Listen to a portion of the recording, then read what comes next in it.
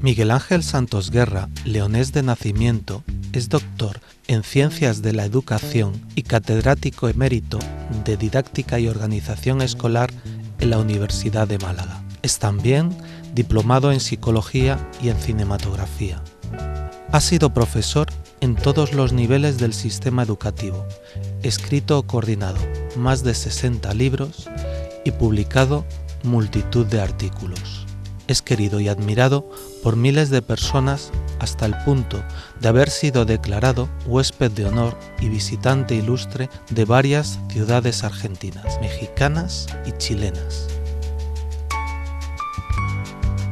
Muy buenas, hoy hemos venido a la casa de Miguel Ángel Santos Guerra, que ha tenido la amabilidad de invitarnos para hablar en una cita con el amor, que es como hemos elegido llamar al programa, sobre pedagogía. A una discípula tuya la invité a un programa para hablar sobre educar en y con amor. Muy importante, ¿no? Ambas cosas. Es fundamental, es fundamental. Yo digo que la profesión del docente es una profesión que gana autoridad por el amor a lo que se enseña y el amor a los que se enseñan. Porque la educación es fundamentalmente una situación de beneficiosa relación, y la relación que se asienta en el amor es la que es más fructífera. Yo digo que los alumnos, los niños, los adultos en general, aprenden de aquellos profesores a los que aman. Y decía un pedagogo francés que se llamaba Alain: pero ¿cómo le voy a enseñarle algo yo a este niño si no me quiere? De modo que es fundamental, por eso me alegro estar en esta cita con el amor. Es esencial el amor en la educación, para el que enseña y para los que aprenden. Y cuando el constructivismo habla de qué es necesario para que se den aprendizajes significativos y relevantes, pues dicen, bueno, el conocimiento tiene que tener una estructura lógica interna, tiene que tener sentido, tiene que tener una estructura lógica externa que case con lo que sabe el aprendiz, pero tiene que haber una disposición emocional favorable al aprendizaje. De modo que es necesaria esa disposición emocional. ¿Quién la despierta? ¿Quién la cultiva? La persona que ama su profesión, que ama a lo que enseña y que ama a los que enseña. Por eso yo escribí hace unos años Arqueología de los sentimientos en la escuela, el libro que estaba publicado en Argentina y traducido al portugués. Y ahí planteo esta cuestión. Digo que la escuela habitualmente ha sido el reino de lo cognitivo. Cuando entramos, los profesores y los alumnos se nos dice, ¿usted qué sabe? ¿Usted qué sabe? Y al salir también, ¿y usted qué sabe? Pero pocas veces se ha dicho, ¿usted qué siente? ¿Usted cómo está? ¿Usted es feliz? Y eso no importaba a lo mejor. Digo en el libro, no importaba tanto. Importaba más el contenido, el aprendizaje de la materia, pero menos la disposición emocional hacia el aprendizaje. Pero después hay una segunda parte. En este sentido digo que la escuela debe ser el reino de lo afectivo, no solo el reino de lo cognitivo. Hay otra tarea también de la escuela muy importante, que es la educación de las emociones. No solo es necesario el tener una buena disposición emocional hacia el aprendizaje, es necesario cultivar, educar, desarrollar el mundo de las emociones. Y da la impresión, muchas veces, de que en la escuela pues somos unos máquinas de enseñar y otros máquinas de aprender, que a veces se averían, ¿no? Pero como si los profesores no tuviésemos una vida emocional, unos sentimientos, y como si los alumnos tampoco lo tuvieran, ¿no? Y cuando nos olvidamos de esto, pues corremos muchos riesgos. Primero, de que el aprendizaje no se produzca. Y segundo, de que las influencias beneficiosas no existan. Pues claro, nosotros tenemos que enseñar cosas que ellos sientan y vean que son importantes para la vida. Yo tengo un pequeño artículo en mi blog que tiene un título sorprendente en principio: ¿cuántas patas tiene un artrópodo? Es una pregunta que le hace una profesora de biología en un aula a una adolescente que está un poco ensimismada. Dígame, ¿cuántas patas tiene un artrópodo? Para rescatarle. Pero mira la contestación de la alumna.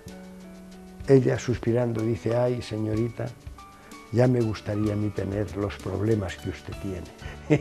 Es decir, que ella tiene el problema de que si un novio le ha dicho sí o le ha dicho no, si acaso está embarazada o no está embarazada, de qué va a pasar si le está proponiendo tener relaciones, ese es su mundo, ese es su realidad, evolución de sentimientos, emociones, vivencias. Y ahora la pregunta que le hace a la escuela es: ¿cuántas patas tiene un artrópodo? Bueno, como si tuviera importancia. ¿Qué más me da a mí eso? Ya me gustaría a mí tener los problemas que usted tiene. Es un ejemplo magnífico de cómo algunas veces el no tener en cuenta al que aprende y las emociones del que aprende, pues hace que nuestra enseñanza no sea eficaz. Pero eso se puede hacer, digamos, cuando un profesor tiene esa vocación, tiene esa sensibilidad en su aula, pero a nivel de planteamiento general en las escuelas, ¿se puede ir integrando poco a poco esa sensibilidad? Hombre, yo creo que habría que empezar a hacerlo, hay que hacerlo en varios niveles. Primero, el primer nivel es que tiene que cambiar la idea que hay en la sociedad de que el que no vale para otra cosa vale para ser un maestro. Y si es una chica, pues especialmente. Hay una frase de Bernard Shaw muy inquietante para nosotros que dice: el que sabe hace y el que no sabe enseña. Claro, terrible, terrible. Injusta para los maestros. Injusta. Que adorna un poquito más Muriel cuando escribe La elegancia del erizo, esa estupenda novela. Dice: el que sabe hace, el que no sabe enseña, el que no sabe enseñar enseña a los que enseñan. Y el pero que no sabe enseñar a los que enseñan se mete en política. Bueno, ¿qué quiere decir? Que hay que empezar a cambiar la idea para que los profesionales que se dediquen a esto sean los mejores profesionales de un país, las mejores personas de un país, las más capacitadas, porque esa tarea es muy importante. Nos viene el reflejo desde los países escandinavos, que es así, ¿no? Por ejemplo, Finlandia, para elegir a los maestros, una de las cosas que hace es ver si en su trayectoria vital han tenido vinculaciones con ONGs, con causas sociales.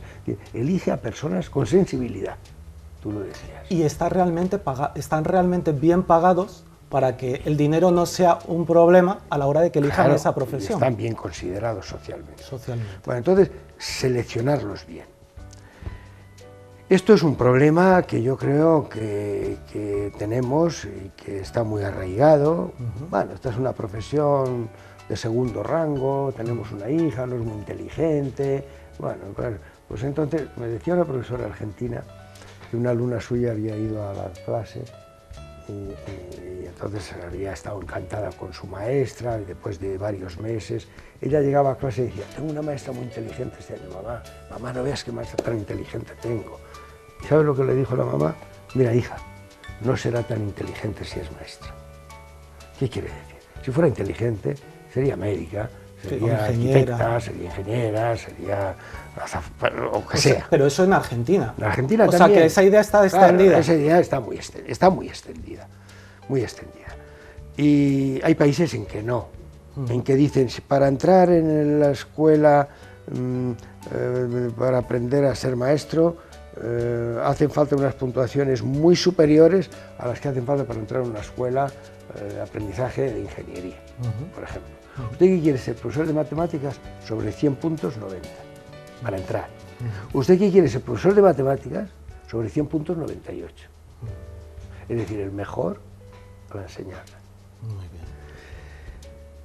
bien. Y fíjate, yo le pregunté a unos alumnos hace unos meses, escribir en una hoja qué profesor o profesora ha sido decisivo en tu vida, el nombre, de cualquier nivel, Bueno, ellos escribieron cada uno su nombre y después yo les dije, decidme cómo era.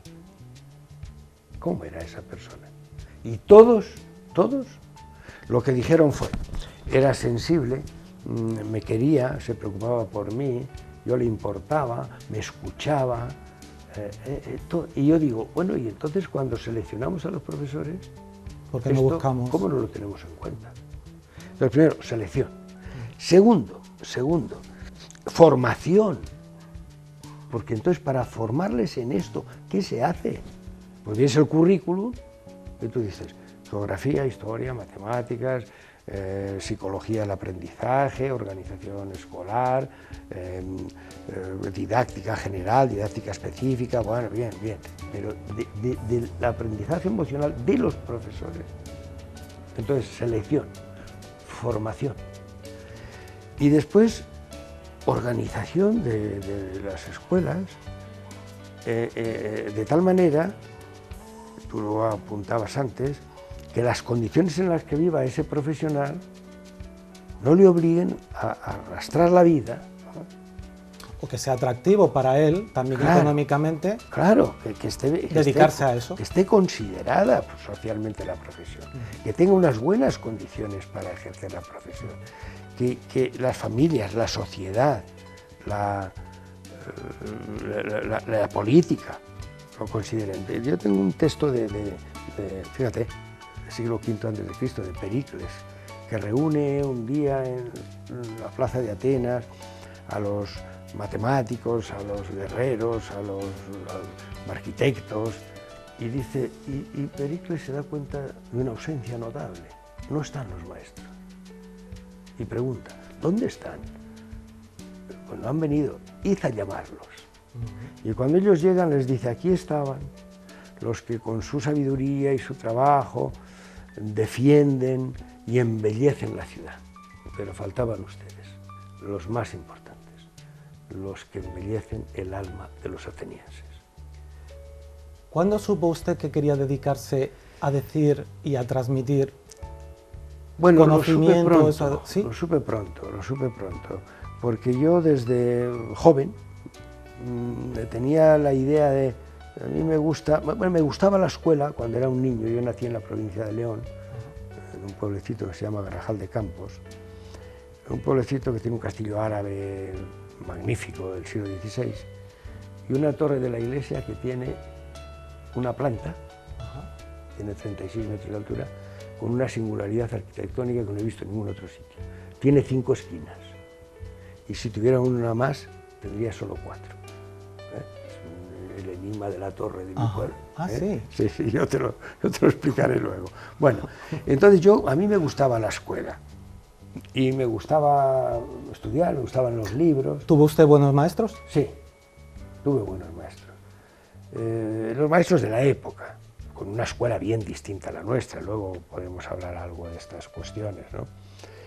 Y yo empecé a ser maestro de primaria, en Oviedo, tuve varios años siendo maestro de primaria. Y hay compañeros de facultad y en general, cuando pues, a mí me oyen o escribo, que me dicen, a ti se te nota que has pisado el barro de la práctica. Una cosa es saltar del pupitre de alumno a la mesa de profesor y otra cosa es haber pasado por lo que es la vida cotidiana de las aulas, la vida cotidiana de las escuelas, la vida cotidiana de la relación con los alumnos, con los compañeros, con los directivos, con la administración, con los padres y las madres. Después fui profesor de instituto en Tui, 2 años, y allí inicié una experiencia muy hermosa que fue la creación de un cineclub juvenil. Probablemente el primer carné que tenían aquellos niños era el de carné de cineclub. ¿Y por qué lo creó y qué pretendía con él? Pues todos los alumnos del instituto estaban inscritos en el cineclub y todos los viernes yo recuerdo aquella fila de chicos camino del cine de la ciudad para ver una película que se presentaba, que se discutía. ¿Qué me llevó a mí a ello? Primero, la preocupación de que a través de los medios de comunicación, del cine, de la televisión, de la imagen, recibían muchas influencias, pero no eran capaces de discernirlas, de analizarlas, y por eso somos frecuentemente engañados a través de mensajes que tienen esa finalidad, es decir, engañarnos. Pero como yo en ese lenguaje no sé nada y no conozco los códigos, pues no sé tampoco cuándo hay calidad y cuándo no. Es ahora una pretensión enseñarles a ver cine. No era solo, ¿y qué esta película qué nos dice? Sí, pero ¿cómo nos lo dice? ¿A través de qué lenguaje? ¿Cómo es la planificación? ¿Cómo es la estructura? ¿Cómo es...? Y yo les ayudaba a desvelar trampas del propio cine. Cuando Marlon Brando, en La Ley del Silencio, solventa un conflicto obrero, mientras Elia Kazan, el director, nos presenta a la clase obrera como cobarde, como manipulable, y un héroe la salva, nos está dando un mensaje engañoso. Si hay un conflicto de transportes en Málaga, no salva en conflicto un conductor heroico, porque se le cortan la cabeza. Salva la situación la solidaridad de todos los conductores. Pero nos está engañando Elia Kazan, y si se conociera la biografía de Elia Kazan, que denunciaba a sus compañeros en la caza de brujas, entonces tendría sentido. Tiene una trampa. Eso primero. Y después quería otra cosa. Quería ayudarles a que se aficionasen a dominar ese lenguaje, a que se expresasen en ese lenguaje. Porque habitualmente a los chicos que se les dice, incluso ahora que han pasado tantos años, explícame cómo han sido tus vacaciones. ¿Y qué se le da? O un ordenador para que escriba, o un bolígrafo, pero no se le da una cámara. No se le dice, toma una cámara y cuéntame. No. Con imágenes. Yo quería que se expresase también. Y esa experiencia fue tan potente que, fíjate, así como 20 y tantos, 30 años después, algunos ex miembros de aquel cineclub han fundado otro.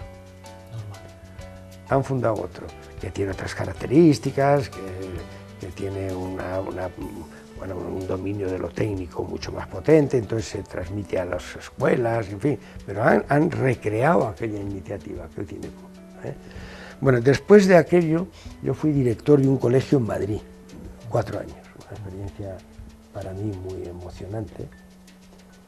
Aún recuerdo cuando el primer niño traspasó el umbral del colegio, el primero, porque se abría nuevo.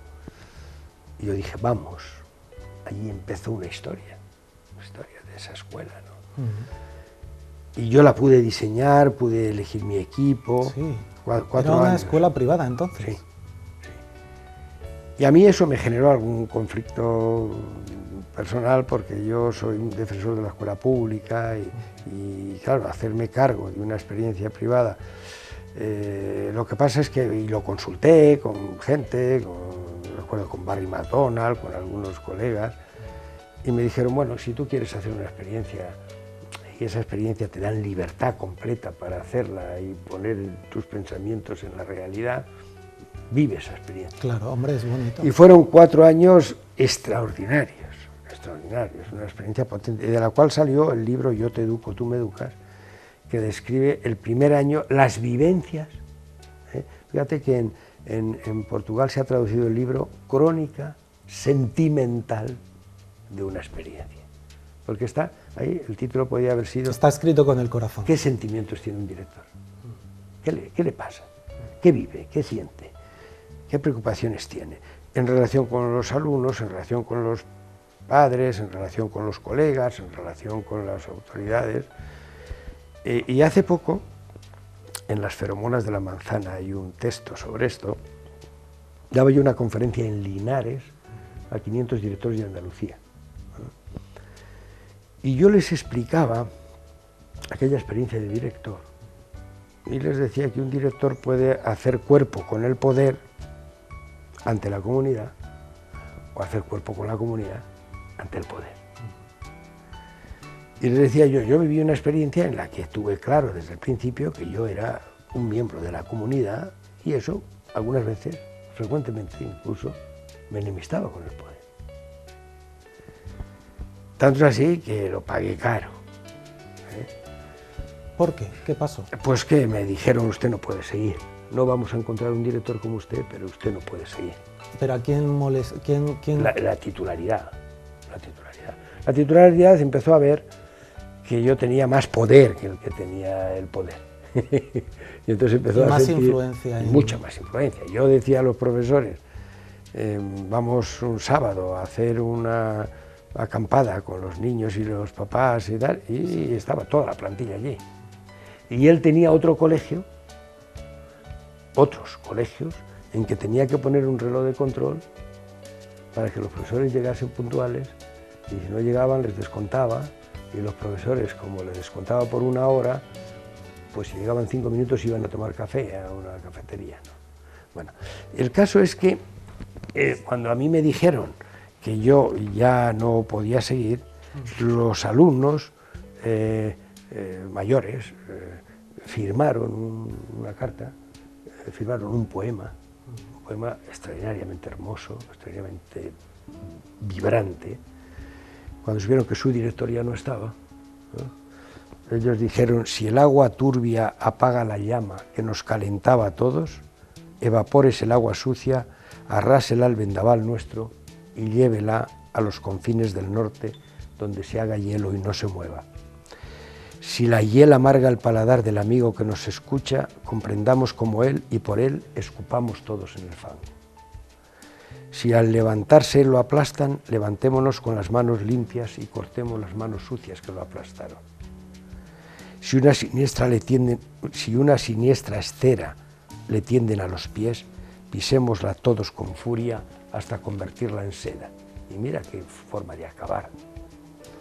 Si la tristeza te invade el corazón, compañero, al haberte arrancado tan cruelmente de nosotros, ¿qué temes, amigo, si todos estamos contigo? Bueno, yo les leo este texto y les digo a los directores, vosotros tenéis la libertad de poneros con el poder ante la comunidad o con la comunidad ante el poder. Sigue la conferencia y al acabar levanta la mano uno de los asistentes, un director, y me dice, Miguel Ángel, ¿ese colegio estaba en Madrid? Sí. Estaba en La Vaguada. Anda. Sí. ¿La Vaguada? La Vaguada de Madrid, en el barrio del Pilar. Sí. ¿Y cómo se llamaba el colegio? Se llamaba La Vega. Y dice, ese colegio empezó en el año 1980, sí.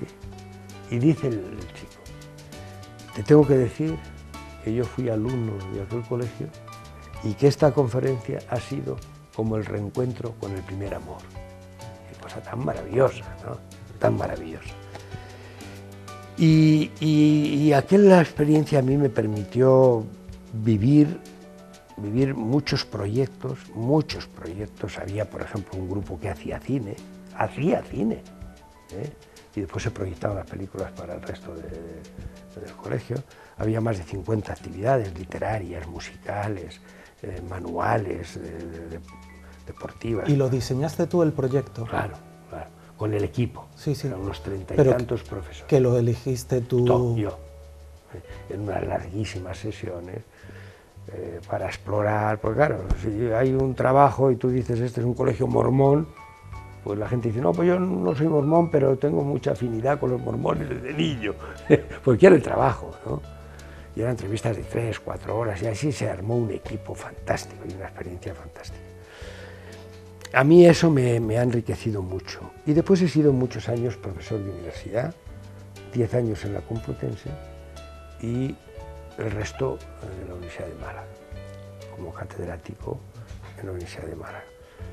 Profesor titular ya era en la Complutense. Y también como profesor universitario, pues las experiencias son de otro tipo, son de otra naturaleza, de otro orden, pero también ha sido muy enriquecedor, porque yo creo que los alumnos, si somos sensibles y si estamos abiertos, nos enseñan muchas cosas, con sus preguntas, con sus actitudes. De hecho, el título Yo te educo, tú me educas. Eso es lo que refleja. Yo te educo, tú me educas. Ahí hay una parte importante de qué es lo que yo pienso sobre la educación. Y Yo creo que es muy importante en la trayectoria profesional de una persona que se dedica a estas cuestiones, muy importante entender que esta tarea que nosotros hacemos es de una extraordinaria complejidad, muy compleja, porque hay una metáfora de Hölderlin muy hermosa que dice: los educadores forman a sus educandos como los océanos forman a los continentes, retirándose. Es decir, que para que un continente emerja, las aguas tienen que bajar. ¿Cuál es la tentación de los educadores y de los padres? A negarlos. ¿Qué quiere decir? Pensar por ellos, decidir por ellos, actuar por ellos, con lo cual no pueden desarrollarse. Lo que nos dicen los alumnos a los profesores y a los padres, a los hijos, es: ayúdame a hacerlo solo. Sí, hombre, ayúdame. Pero ayúdame a ser yo mismo, ayúdame a decidir yo mismo, ayúdame a pensar por mí mismo, ayúdame a tener mi cuadro de valores. Y también sin imponérmelos. Sin imponérmelos, porque un valor que se impone por la fuerza deja de ser un valor.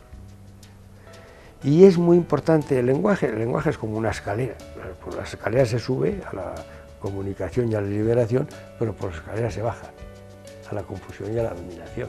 Por ejemplo, hay gente que confunde indoctrinación, adoctrinamiento, con educación. No hay libertad. Y si no hay libertad, no hay aprendizaje de valores. Pero hay quien confunde instrucción con educación. Entonces, sabe mucho, sí, pero es distinto a estar educado. Estos pájaros que hemos tenido aquí por la costa en la Operación Malaya no son tontos. No son tontos. Estos señores Puyol no son imbéciles. No son imbéciles. No es que no sepan, pero no están educados. ¿Por qué? Porque los valores se los pasan por el arco del triunfo. ¿Están bien instruidos? Sí. ¿Están bien educados? Desde mi punto de vista, no. Porque si el conocimiento que se adquiere en las escuelas y en los institutos y en las universidades lo utilizásemos para cómo dominar, engañar, manipular, robar mejor a los otros, lo que estaríamos haciendo en estas instituciones es hacer más sofisticada la ley de la selva. Es decir, que antes el que era más fuerte físicamente dominaba y destruía, si era necesario, al más débil físicamente, y ahora esto se ha hecho más complicado. Que eso pasa, pero que además el que sabe mucho engaña al que sabe poco. El que sabe cómo llevar su dinero a paraísos fiscales se lo lleva y se burla del que no sabe ni dónde vive. Y entonces la escuela y la universidad estarían al servicio, yo creo, y eso para mí es una cuestión de gran envergadura, muy preocupante. Pero una sociedad o un sistema educativo puede evitar que determinadas personas siempre puedan eludir sus deberes éticos. No se puede evitar, si no habría que acabar con la libertad. La libertad es una máxima, el máximo beneficio del ser humano. Somos libres y por consiguiente podemos dejar de ser responsables. Ahora bien, una persona que está realmente educada, en una ética, no quiere decir es una persona religiosa. No. Porque las religiones muchas veces han impuesto su moral y se han olvidado de la ética. Por eso han quemado herejes la Iglesia católica, porque se olvidó de la ética, impuso su moral. Y por eso ahora los fundamentalistas pues hacen un atentado, destruyen la vida de las personas, matan a inocentes y entienden que están sirviendo a una causa noble, que es su moral. Por eso, mira, ahí tengo el libro de Adela Cortina, La ética de la sociedad civil. Es decir, es la ética que sirve a creyentes, no creyentes, ricos, pobres, blancos, negros, y son valores en los que todos podemos estar de acuerdo. La dignidad del ser humano, la libertad, la igualdad, la justicia, la paz, son valores... Valores que están recogidos en las constituciones de cada país. Suelen estar recogidos en las constituciones cuando no están pervertidas por morales particulares. Entonces, si la educación se estableciese no solamente en la esfera de los conocimientos, sabe mucho, sino en la esfera de los valores, pone eso que sabe al servicio de la comunidad, eso es estar educado, a mi juicio. A mi juicio. Y yo recuerdo un artículo de Philippe Perrenot, que es un sociólogo suizo, un artículo cortito de 2 páginas, en un periódico suizo, y a mí me alarmó el título: La escuela no sirve para nada, en francés. Ese era el título del artículo. Arriano. Y yo digo, ¿cómo? Cuando vi quién lo firmaba dije, bueno, vamos a ver. Y cuando empecé a leer ya vi. Dice, vivía entonces Bin Laden, y empieza el artículo: Bin Laden y los terroristas son personas muy instruidas. Los que dirigen el sindicato del crimen en el mundo son personas muy instruidas. Los presidentes de las multinacionales que se burlan del interés público son personas muy instruidas.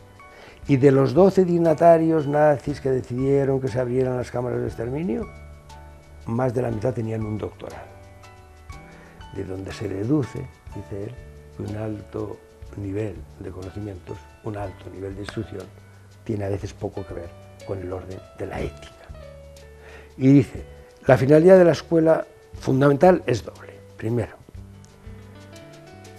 dar unas herramientas válidas para entender el mundo y entender lo que pasa, y pasar de lo que Paulo Freire llamaba mentalidad ingenua a mentalidad crítica.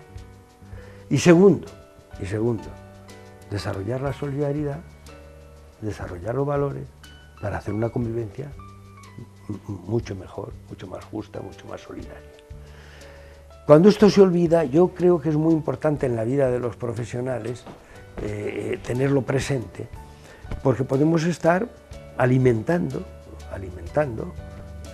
haciendo más sofisticada pues esa ley de la selva, que antes tenía unas parcelas que beneficiaban a algunos y ahora pues tiene otras parcelas que también siguen beneficiando al que tiene el privilegio de poder estudiar más que los otros. Y entendiendo así la educación es cuando yo digo que la historia de la humanidad es una larga carrera entre la educación y la catástrofe. Y hay otra cosa que yo aconsejo siempre a mis profesores cuando los hablo. Yo imparto muchas conferencias, muchas en España, muchísimas en Hispanoamérica.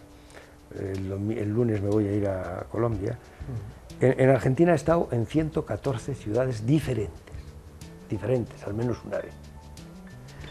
Y entonces yo les digo, y lo digo desde el afecto, desde el cariño de ser colegas, que ojalá la experiencia profesional les vaya haciendo cada vez más felices y les vaya haciendo cada vez más sabios y les vaya haciendo cada vez más humildes y más solidarios y más comprensivos. ¿Por qué? Porque la vida es una obra de teatro que no admite ensayos. Esto que tenemos entre manos no es un ensayo general, es la vida. ¿Y qué pasa con la vida? Bueno, pues que si la desaprovechamos y somos muy desgraciados haciendo lo que hacemos, no va a haber otra oportunidad de decir, no, es que era un ensayo, no valía. No, y ahora yo estoy dirigiendo una tesis sobre cómo envejecen los profesores en la enseñanza. Y voy viendo algunas cosas preocupantes, es decir, porque veo que algunos, la experiencia, en lugar de hacerles más sabios, o más humildes, o más optimistas, les va haciendo más amargos. Gente que oigo que dice, ya tengo unas ganas de que llegue la jubilación, ya estoy harto, ya no puedo más, esto es una cosa insoportable. No está disfrutando. Y eso no depende solo de cuáles son las condiciones, y cómo son los alumnos, y cómo son los padres, y cómo es el ministro de Educación. No, depende más de cuál es la actitud con la que se vive todo eso. Porque está muy claro, a una cuarta que separa 20 centímetros, primero A de primero B, con el mismo ministro, el mismo consejero, la misma delegada, el mismo director, los mismos alumnos, la misma escuela, el mismo sueldo.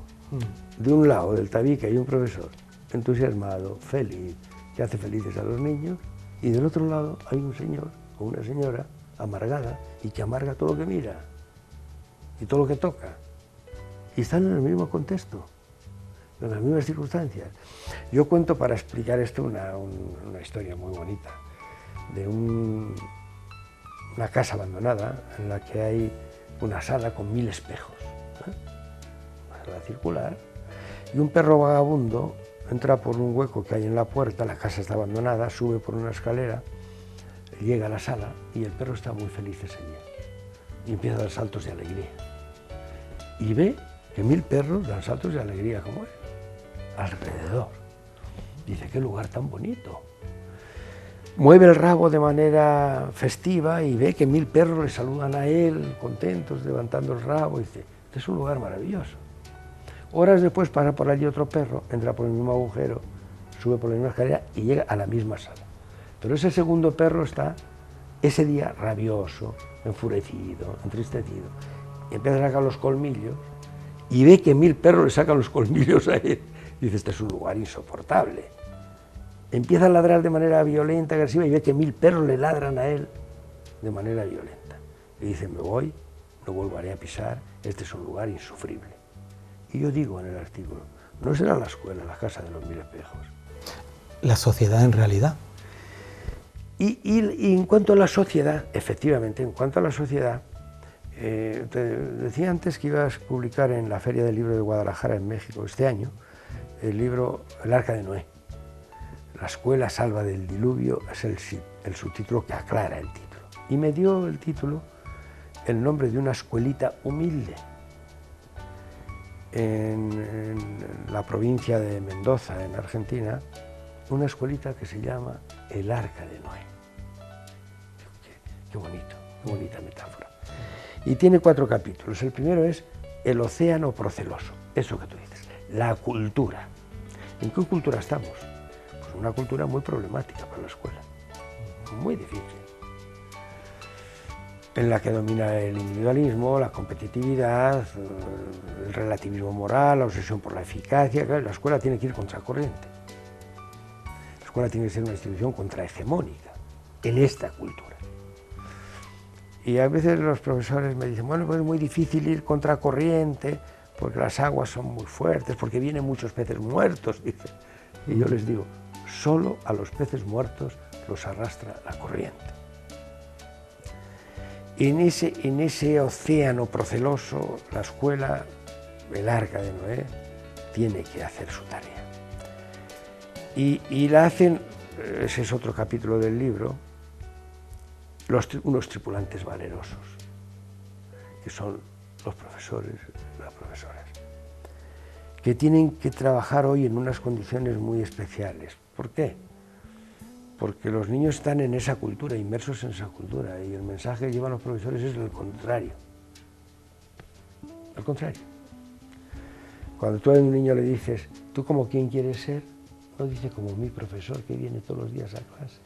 Yo quiero ser Messi, yo quiero ser Cristiano, yo quiero ser Nadal, yo quiero ser Alonso.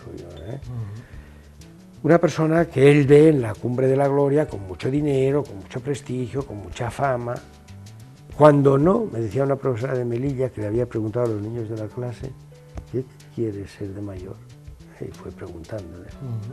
Y uno de los niños le dice, ¿tú qué quieres ser de mayor? Y el niño, no bromeando, contestó, yo mafia.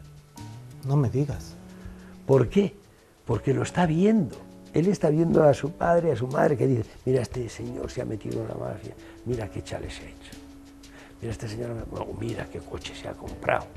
Y las mafias de narcotráfico están proliferando en la ciudad de una manera tremenda. Esa misma profesora me decía, un chico me decía, señor, vaya porquería de coche que tiene usted con todos los años que lleva trabajando.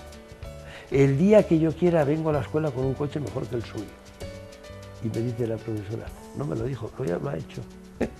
Lo ha hecho, me ha dicho un día, ¿te acuerdas lo que yo le decía al coche? ¿Quieres salir? Que lo tengo aparcado en la puerta de la escuela. Entonces los profesores luchan hoy contra muchos competidores, contra muchos distractores, a veces contra las familias que no ayudan, que no colaboran, que asumen posturas críticas apoyando al niño en cosas. Me decía mi mujer, que es orientadora aquí en el Instituto de La Cala, que habían llamado a unos padres porque su hijo había insultado gravemente a una profesora. Y llegan los padres y lo que dicen es: eso es mentira, porque a nosotros nuestro hijo no nos engaña nunca. Es una cosa impresionante. Esos padres no se dan cuenta, pero están alimentando un monstruo. Y a los primeros que va a devorar el monstruo, ¿quiénes son? Pues a los que tienen más cerquita, a los que están al ladito. Ellos van a ser. Y entonces los profesores, que además están castigados con unas condiciones pues cada vez más restrictivas, con más horas, más alumnos, menos sueldo, pues yo digo que tienen que luchar contracorriente, que tienen que ser hoy esos valerosos tripulantes que conducen este arca de Noé en este océano tan agitado. Y después la cuarta parte del libro es la difícil tarea de la navegación, que es la tarea de educar, que es difícil, antes decía yo, su propia naturaleza. ¿Sabes qué decir?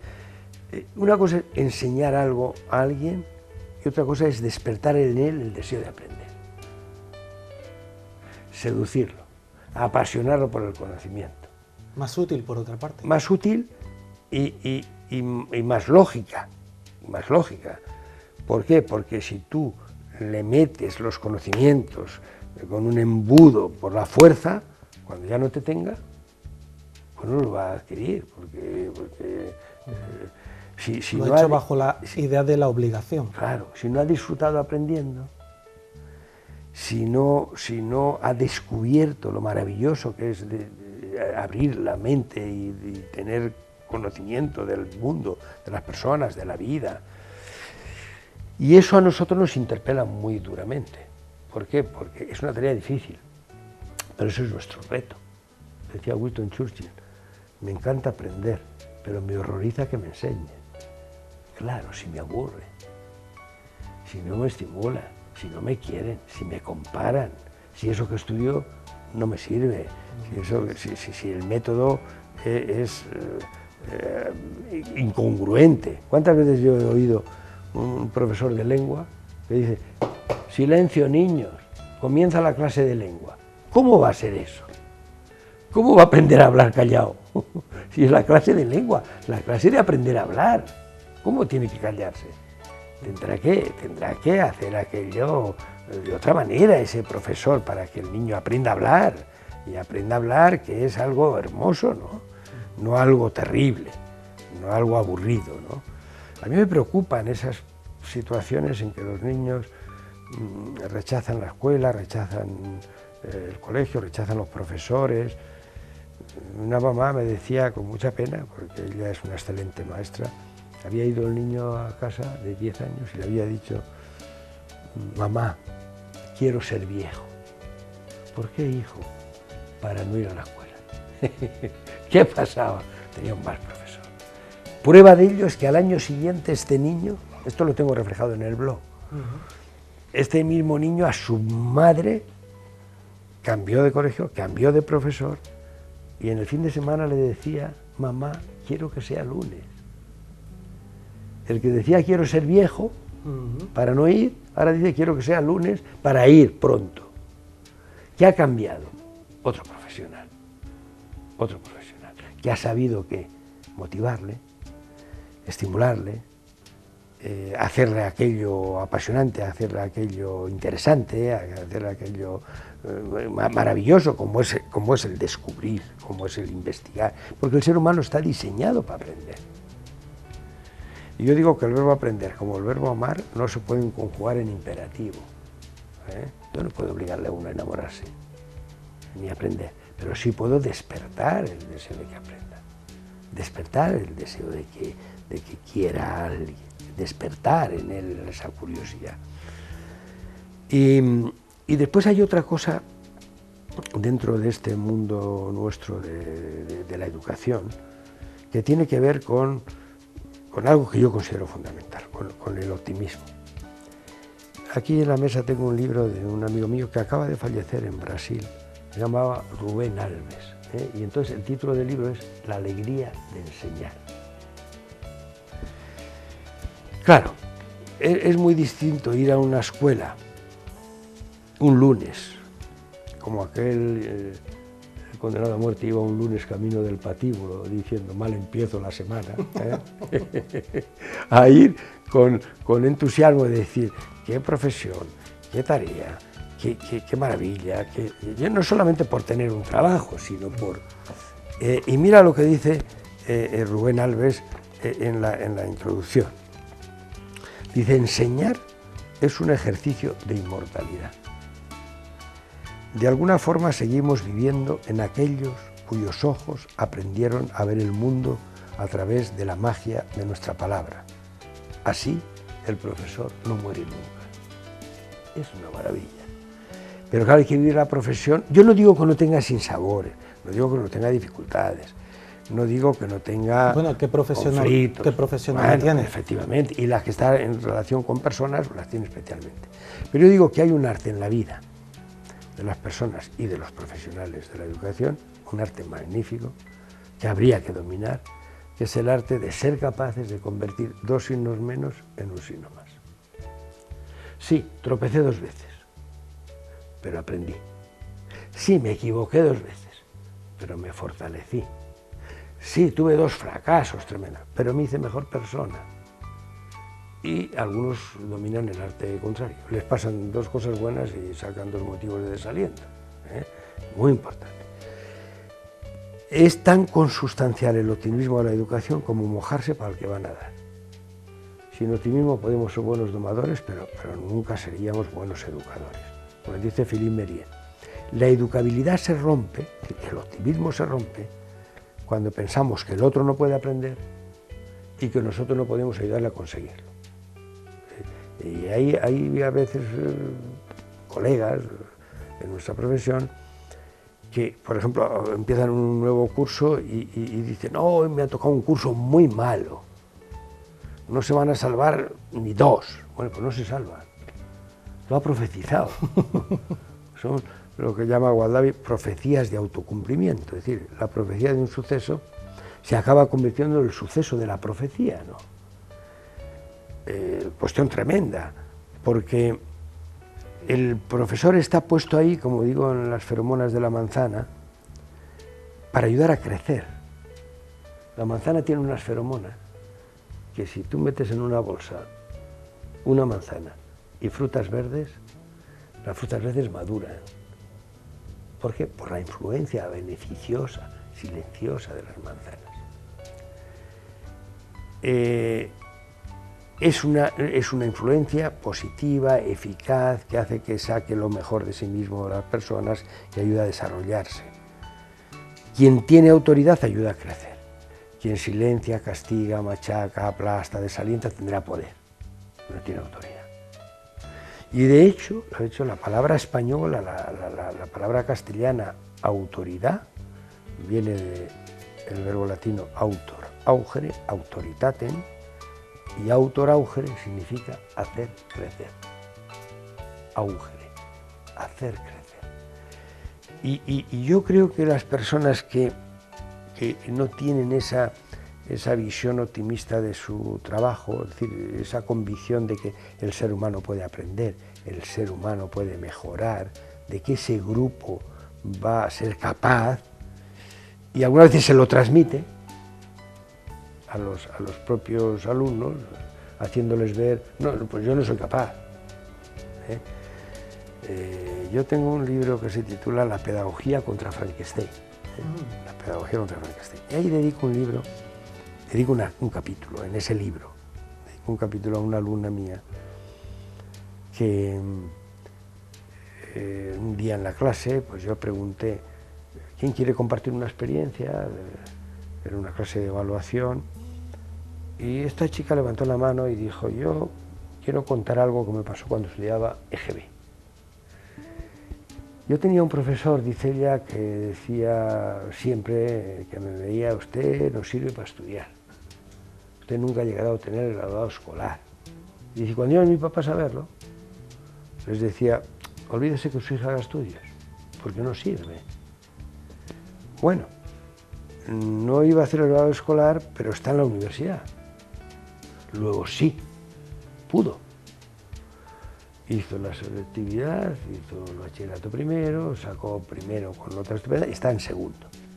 Entonces yo al contar esta historia le pregunté, cuando el profesor te decía eso, ¿tú qué pensabas? ¿Tú qué hacías? ¿Tú cómo reaccionabas? Bueno, y voy a pedir disculpas a los que me oyen y me ven, repitiendo lo que ella dijo y lo que ella hizo, porque ella, cuando le hice esta pregunta, contestó, cuando el profesor me decía que yo no valía para estudiar, yo le hacía por aquí. Y el artículo, en su honor, lo titulé El dedo corazón. El dedo corazón. Yo le dije, si tú no sacas el dedo corazón, tú no estás aquí. Si tú te lo crees, exactamente, no estás aquí. Porque mira, es una desgracia que le digan, tú no vales, pero la mayor desgracia es que se lo crea. Sí. Yo digo que no hay mayor opresión que aquella en la que el oprimido mete en su cabeza los esquemas del opresor. Pues claro, si a esta chica le dicen tú no vales y dice, claro, pues no valgo, pues no sigue estudiando. Si no tiene suficiente confianza en sí Claro, misma. pero si dice, no, eso te lo has creído tú, que yo sí valgo. Y estaba en segundo. Y entonces contaba también, y ahí lo reproduzco en el artículo, que el año anterior había ido en las prácticas a hacer, al mismo colegio donde ella había estudiado, sus prácticas de primero. Y dice, me presenté a mi profesor, que estaba allí. Y dije, profesor, soy esa alumna suya. Ah, ya te recuerdo. Y usted decía de mí que yo no valía para estudiar, que nunca obtendría el graduado escolar. Y cuando venía mis papás a verlo, usted les decía que yo no iba nunca a poder hacer estudios. Le tengo que decir que estoy en la universidad, saco unas notas extraordinarias. Estoy entusiasmado con mi carrera de maestra. ¿Sabe lo que le contestó el profesor? Es el único caso en que me he equivocado. Es decir, que él no se preocupa de que en los casos que acierta, él tenga alguna responsabilidad, y la tiene. Y yo me dirigía entonces a los profesores para que creyésemos en la capacidad de aprendizaje de nuestros alumnos, para que tuviésemos ese optimismo, esa esperanza, porque esa es una parte fundamental para que después puedan aprender. Y en la segunda parte del artículo me dirijo a los que reciben profecías de autocumplimiento. Y decía yo, y si hace alguien sobre ti una profecía destructiva, un vaticinio demoledor, no te olvides y saca el dedo, corazón. Saca el dedo corazón mío, porque yo te quiero, porque tú me importas y porque tu fracaso es mío. Vales. Porque tu fracaso es mío. Es decir, yo de verdad que nunca he entendido a los profesores que suspenden mucho y mucho menos a los que se alegran de suspender mucho. ¿Por qué? Porque es como si un cirujano se alegrase de que saca muchos cadáveres del quirófano. ¿Cómo le consideraré yo? Bueno, incompetente. Pero ¿cómo más? Si se alegra, un desalmado. Uy, yo me alegro de cuántos suspensos tengo, pero hombre, usted no solamente es que no enseña, que usted, si se alegra de eso que sucede, usted no es una buena persona. Por eso yo creo que esta es una profesión que ha de asentarse en esas raíces profundas del optimismo, que no es igual que la ingenuidad y que no es igual que la estupidez, por supuesto, porque el pesimista suele decir, no, es que yo soy realista, es que yo soy realista. El último artículo del blog se titula Humor de mis amores. Y cito un libro que se titula La pedagogía del optimismo. Lo he leído. Escrito por tres portuguesas. Ese artículo. Y hay un pensamiento de estas tres mujeres, muy simpático y muy original, que dice, puede ser que el optimista vea alguna vez una luz que no existe. Y añade, pero ¿por qué el pesimista se empeña en apagarla inmediatamente? Y es verdad, el pesimista se empeña en apagar cualquier luz que aparezca. Y es una desgracia para la gente que convive con él. y es una desgracia para él. Y hace poco... Porque ese pesimismo es contagioso. Es contagioso. Tanto es así, fíjate, te iba a decir que una profesora española, se llama Belén Varela, ha escrito un libro, La rebelión de las moscas, sobre las organizaciones optimistas. No las personas, las organizaciones optimistas. Y aunque ese libro no trata de la escuela, yo creo que la escuela es una organización intrínsecamente optimista, porque parte de ese presupuesto de confianza en el desarrollo del ser humano, no solamente en su capacidad de conocimiento, sino en su capacidad de comunicación, en su capacidad de convivencia, en su aspiración a la justicia, a la solidaridad, a la paz, a la libertad. Y yo creo que esas creencias, esos sentimientos, esas vivencias guían la práctica de los profesores. Y ahí está el alma del educador. ¿Cómo saco de esta persona lo que le pueda impulsar, lo que le pueda motivar, lo que le pueda entusiasmar? Yo contaba hace poco en una conferencia, esto me lo transmite una maestra de Chile, de Santiago, dice que tenía un alumno, una niña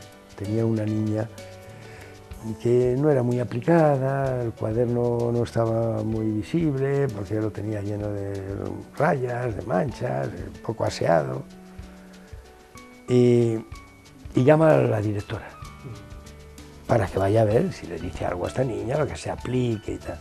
Y la directora va a la clase y empieza a ver el cuaderno de la niña pasando las páginas, despacito, va viendo las rayas, pero en una página hay una letra O perfecta.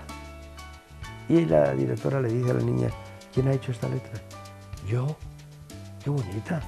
Has hecho una letra O, pero perfecta, una letra maravillosa. Bueno, se va la directora después de haber visto aquel cuaderno horrible, pero aquella O preciosa. Y por la tarde me dice esta maestra, está en su despacho en una reunión y le llaman, dice, mire, la directora, hay una niña en la puerta que no quiere irse para casa. Le hemos dicho que usted está en una reunión, que va a tardar, pero dice que ella no se va. Bueno, la directora sale y ve a la niñita del cuaderno allí. ¿Tú querías verme? Sí. ¿Y no querías irte para tu casa? No. ¿Y qué es eso tan importante que quiere decirme? Y dice la niña, quiero que vea esto. Y le enseña un cuaderno lleno de OEs. Había estado todo el día haciendo OEs para la directora. Supo decir, ¿cómo la animó? Como si le dice, tienes un cuaderno horrible, eres una niña desaplicada, no eres una niña capaz de hacer las cosas bien, aunque te lo expliquen 1000 veces. No consigue nada. Se desalienta, claro. Se desanima, se entristece y no quiere seguir progresando. Pero la directora ve como, alma de educadora. Yo quería preguntarte, porque con tu palabra educas y es una delicia escucharte, pero todo el reconocimiento que has obtenido y que te conozcan en Latinoamérica se debe principalmente a tus libros, que han llegado antes que tú. Han llegado antes que tú a Latinoamérica. ¿Cómo consigues, es evidente, pero qué satisfacción que encuentras en que un continente, como decías antes, la cantidad de colegios, de ciudades, te han hecho y te han nombrado ciudadano ilustre, visitante en varias ciudades. También la suerte de tener el mismo lenguaje, el mismo idioma, pero qué suerte poder escribir, o qué talento que poder escribir libros que estimulen a los maestros, a los profesores y a los alumnos del otro lado del océano. Bueno, yo estoy muy feliz y muy agradecido a estos profesores que además muestran un reconocimiento que te emociona y yo creo que casi te hace sentir en una posición muy difícil. Ahora he estado en México, ver a 2000 profesores de pie aplaudiendo una conferencia 3 o 4 minutos te pone los pelos de punta. Porque claro, es que te están diciendo gracias por lo que nos has dicho, porque has venido a animarnos, a ayudarnos. Es una enorme satisfacción, un enorme reconocimiento por su generosidad. Bueno, yo he oído decir, he venido 1000 kilómetros para escucharlo, 1000 kilómetros, y voy a ver si entre 3 o 4 compramos un libro, pues sus sueldos son miserables. Yo algunas veces comparo con la situación nuestra, cuando los profesores se quejan, y digo, bueno, es que hay que comparar, hay que comparar. A veces cuando miras hacia los que están mejor te sientes mal, pero algunas veces habría que ver dónde estamos, porque un profesor argentino puede cobrar $400 al mes, con aulas de 40 y tantos niños. Y me decía un profesor de Chile, que le preguntaba yo, ¿cuántas horas de docencia tienes a la semana? Y me respondió, 70. Pero yo no lo podía creer, 70 horas de presencia. Y me decía, pues es que tengo que vivir. No, pues tú no puedes dormir, no puedes vivir, no puedes. No, pues no puedo, ¿no? Pero tengo que hacerlo porque tengo que sacar adelante a mi familia, ¿no? Entonces, sí es cierto que en Argentina hay publicados 14 o 15 libros. El Ministerio hizo algunas licitaciones y puso libros, Hacer visible lo cotidiano, por ejemplo, en todas las escuelas. Con lo cual ese libro no lo lee solo un profesor, lo lee... Y algunas empresas hábiles, espabiladas, han hecho cosas. A la salida de una conferencia en Córdoba de casi 8000 asistentes, vendía el vídeo de la conferencia con su carátula. Pues una cosa, una cola que daba la vuelta a la manzana, pero eso es habilidad comercial, una cosa que está en caliente del propio conferenciante, que ya te la han metido y la han reproducido. Sí, rapidez por lo menos. Bueno. Y después, claro, yo he vivido también emociones muy grandes en una escuela. Mira, pues ahora estaba viendo un libro de Enrique Mariscal, que es un escritor argentino que escribe libros de cuentos, cuentos para regalar a las personas que más quiero.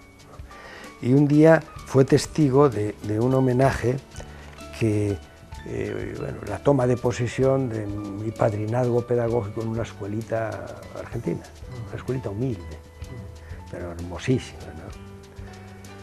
El director, que es un ingeniero, y me dijo en una ocasión, yo soy un converso, soy ingeniero, pero me he convertido a la educación por las cosas que he leído tuyas, y quiero que seas el padrino de mi escuela. Bueno, pues fue Enrique Mariscal, y él titula Fiesta, y cuenta esa vivencia. Dice, luego Miguel Ángel, afectuoso, fue invitado a plantar un árbol del paraíso, como un testimonio de que todos estábamos un poquito más cerca del cielo, iluminados por el sol de la montaña que vitalizaba los rincones de la tierra y del alma.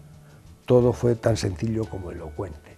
Bueno, esto es una vivencia de una gran fortaleza para mí, ¿no?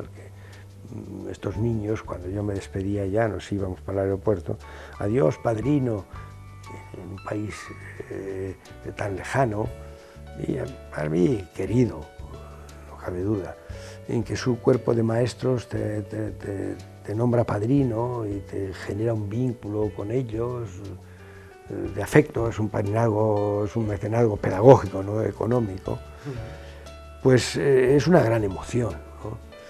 Y he vivido muchas de estas emociones con docentes en sesiones de trabajo, en escuelas que yo he visitado, a las que he llegado por sorpresa con el ministro de Educación en la provincia de San Luis.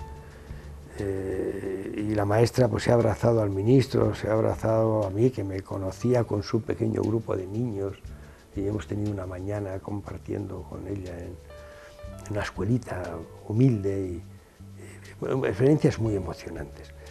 Entonces, ahí ¿qué ha influido? Ha influido el que tú dices hayan actuado como embajadores los libros, porque muchos me han dicho, he leído sus libros para preparar mi oposición en magisterio, para de dirección, de inspección, o he leído los libros, he leído su blog.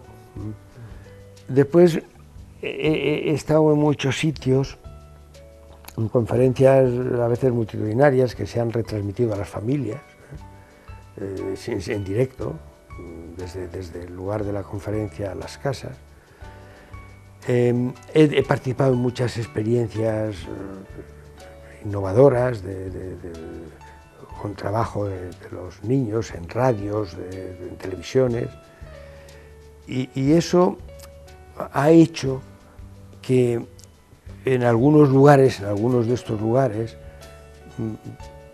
ese mensaje que tú llevas, ese mensaje, pues tenga como una respuesta, que es gracias por traérnoslo, gracias por dárnoslo, gracias por decir eso que tú dices que nos anima, que nos ayuda, ¿no? Recuerdo que hemos estado un año viviendo en Irlanda. Cuando estábamos allí yo me iba una semana a Chile. Y la niña, que entonces tenía 8, me dijo: papá, tus viajes me van a arruinar la vida. Y entonces, en una comida, se lo cuento a los profesores del máster, y tienen una genial idea, una tierna idea también, de mandarle una carta a la niña. La niña se llama Carla. Y dicen: querida Carla, déjanos compartir la sabiduría y el corazón de tu papá, porque tu papá viene a repartirnos a los profesores el polvillo de hadas que se nos ha perdido, ¿no? Pero que necesitamos para dar las clases. Y entonces tu papá viene y nos da a cada profesor una porción de ese polvillo de hadas, una carta hermosa. Sí, sí, sí. Y entonces cuando yo se la leo a ella, le digo: ¿tú quieres contestar a estos profesores? Dice: claro, papá, hay que contestar las cartas.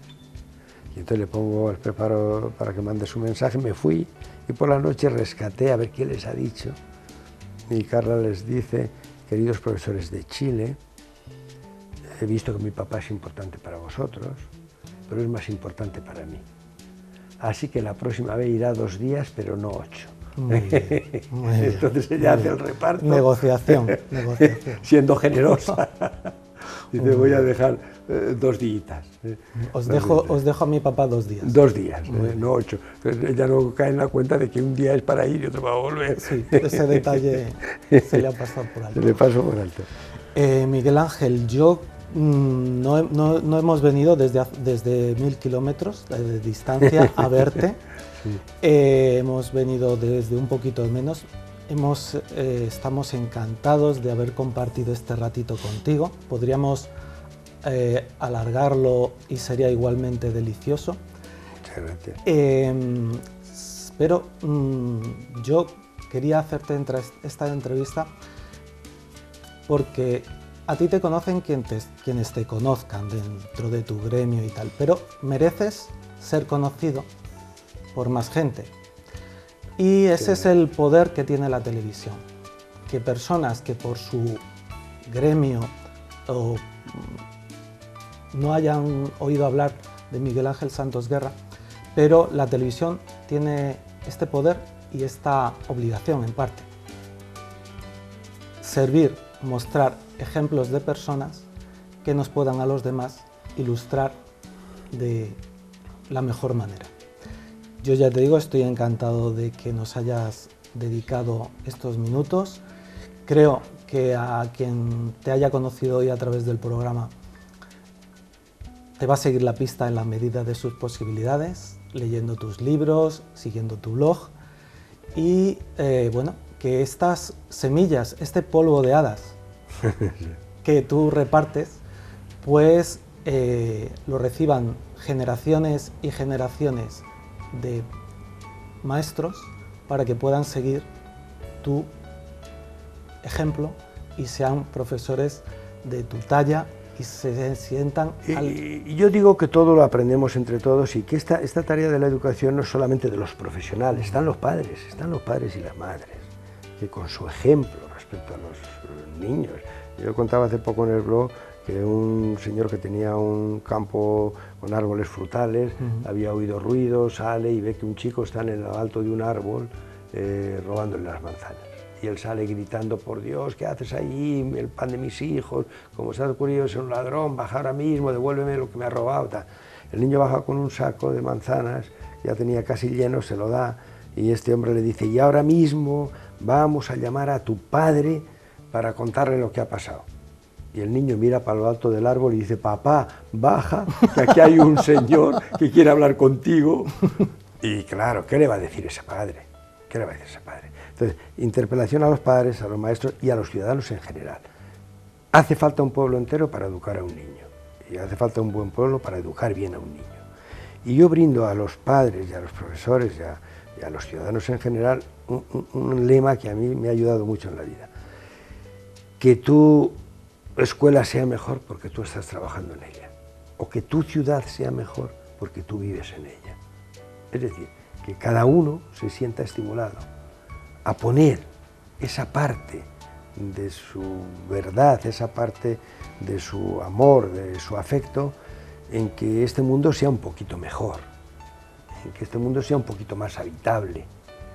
Y esa es una interpelación que se hace a cada persona, a cada papá, a cada mamá, a cada ciudadano, a cada maestro, a cada maestra. Y yo creo que eso, que es tarea de todos y de todas. Hay una leyenda persa muy hermosa que dice: al comienzo de los tiempos, los dioses repartieron la verdad y dieron a cada persona un trocito. Para reconstruirla hace falta poner el trozo de cada uno. De modo que verdad y comunicación serían dos caras de la misma moneda. No puede decir: no, pero es que yo no tengo mucha cultura, mucho dinero, mucho... No, el trozo de todos es necesario. Para reconstruir la verdad hace falta poner el trozo de cada uno, de modo que verdad y comunicación serían las dos caras de la misma moneda.